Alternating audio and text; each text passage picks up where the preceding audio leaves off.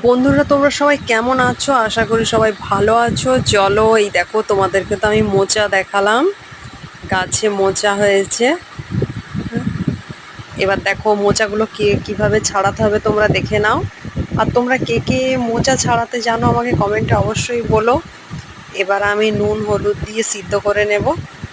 দেখো অনেকটা সিদ্ধ হয়ে এসছে। এবার দুটো আমি লঙ্কা ভেজে রাখবো। আগে থেকে কিন্তু আমি মশলা করে রেখেছি, বলবো কি কি মশলা।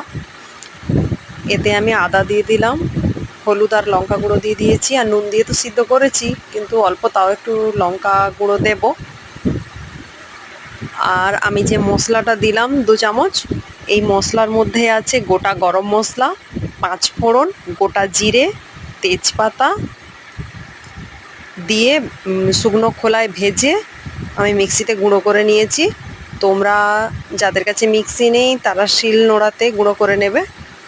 আর আমি যেই লঙ্কাটা এক্ষুনি ভেজে নিয়েছিলাম সেটা গুঁড়ো করে এই মোচার যে আমি চপের জন্য আলুটা মেখেছি তার মধ্যে দিয়ে দিলাম। আরও সুন্দর স্বাদ হবে। চপ খেতে খেতে লঙ্কাটা মাঝে মাঝে মুখে পড়বে, তবেই তো ভালো লাগবে। এবার আমি বেসন গুলে নেব। বেসনের মধ্যে নুন, হলুদ, অল্প একটু জিরে গুঁড়ো আর চাল গুঁড়ো ও খাবার সোডা দেবে, তাহলে খুব মুচমুচে হবে।